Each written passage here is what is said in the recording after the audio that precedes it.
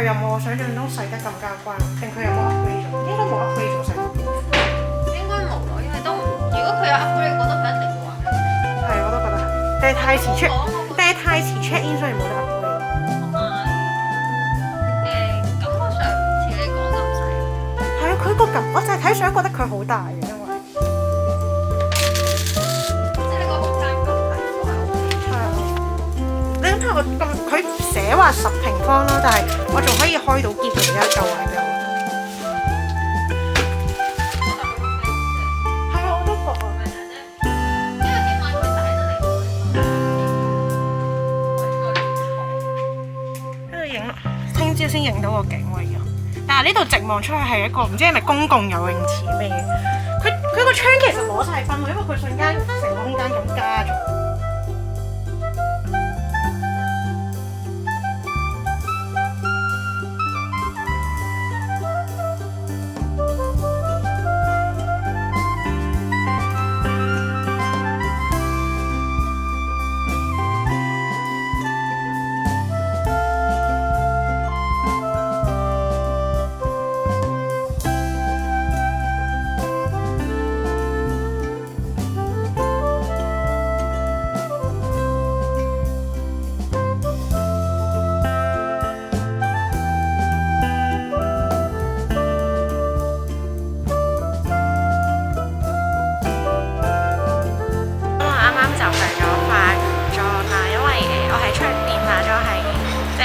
化妝師嗰啲係呢個係咩咧？係身份證化妝，因為我覺得新換嗰個身份證比較醜樣咧，跟住我決定，咁我出去化妝啦咁人哋有專業啊嘛，咁我唔專業啊嘛，咁跟住咧就係而家你淨係睇到眼啦，咁當然，但係我真係覺得勁神奇，我未試過喺出面咁樣俾人化妝，跟住咁當然人哋專業我係唔專業噶嘛，咁所以咪特別靚咯，咁跟住咧。但係佢比佢原先預定個時間快咗，咁所以而家咧我就要等到我去換身份證嗰個時間，我先至上樓。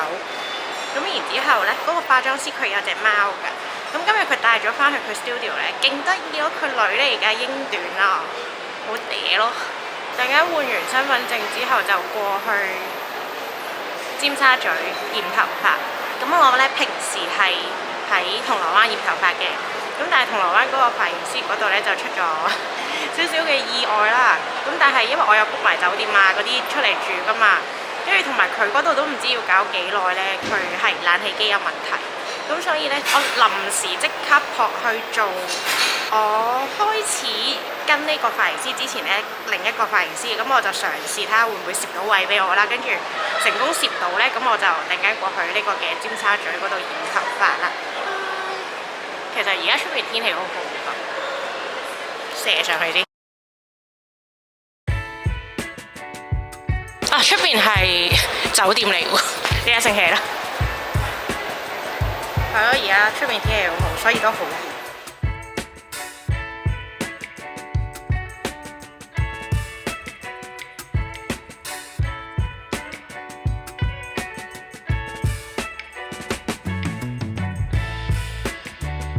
你食唔食筍㗎？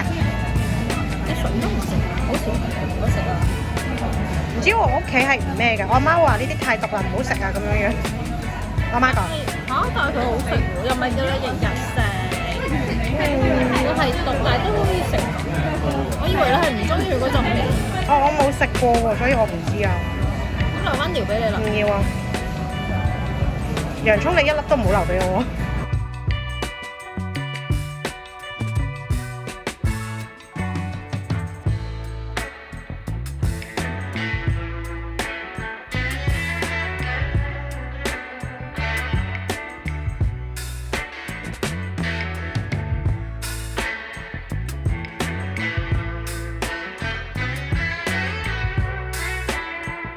咩嚟㗎？咩？嗰個係咩嚟㗎？真係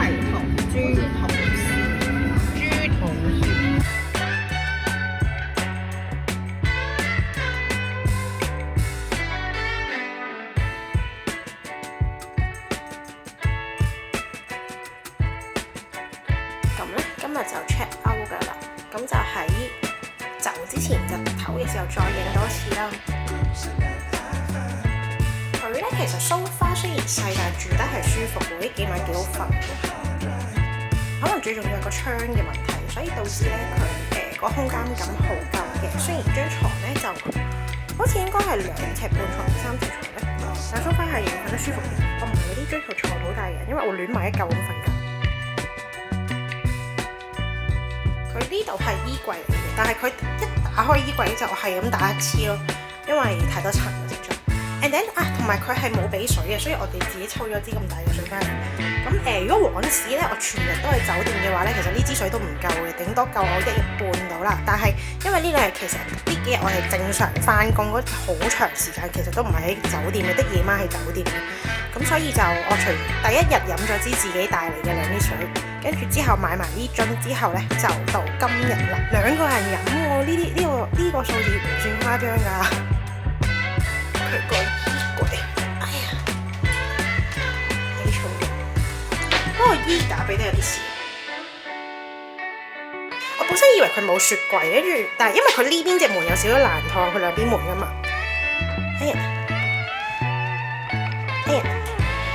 佢其實呢度係雪櫃嚟嘅，我本身以為冇嘅。呢邊先啊。哇！真係一拉開個衣櫃我就想打一次啊！出邊間鋪係咁樣啦，隔離附近應該係民居嚟，不過佢係睇住馬場嗰邊嘅可以。跟住咧前晚入住嗰晚咧係星期3啊嘛，跑緊馬添咯。佢呢度酒店勁方便喎，交通其實如果嚟喺中環嗰邊嚟嘅話。因為佢門口就係巴士站，呢個站一上完之後就過海㗎啦，咁所以就都算方便嘅。咁樣咧就度過咗4日3夜啦。其實喺酒店嘅時間唔多嘅，喺公司嘅時間比較多。因為呢幾日咧就我其實唔係好夠假請，咁跟住就除咗真係去染頭髮個下半晝請咗假之外咧，跟住就都正常翻工嘅，咁我就將啲嘢逼埋晒嗰個下半晝啦，去換身份證啦，等等等等嘅嘢。因為我原先嗰個髮型師佢哋嗰度，因為個冷氣有問題唔營業啊嘛，嗰下我真係心諗，我出嚟住為乜嘢？我仲要跟住好彩我即時 book 到我再舊嗰個再上一次個跟開嘅髮型師去整頭髮，又俾我攝到位先染咗呢一個。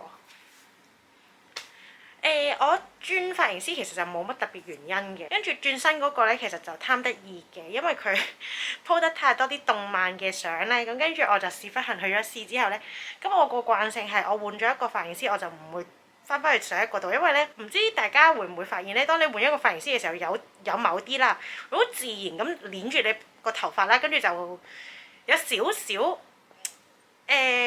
講。即係話緊對上一個髮型師咁樣樣嘅，咁所以咧我就冇呢一個習慣嘅。咁so far我嗰日去染髮咧都冇呢個問題發生嘅。咁跟住就同埋呢個佢呢個髮型師剪頭髮幾好睇嘅，我覺得係，跟住染髮都唔錯嘅。咁就係咁樣啦。好彩染到，因為嘥晒住呢幾晚酒店。雖然話呢間酒店我so far都覺得 OK 舒服嘅。即係都幾好瞓，同埋咧我住酒店係會早瞓過我喺屋企嘅。只因沖緊涼嗰時候已經瞓着咗啦，跟住基本上係早過12點咯，可以係。好啦，拜拜。咁就結束咗呢個喺銅鑼灣嘅旭日酒店嗰度度過嘅4日3夜啦。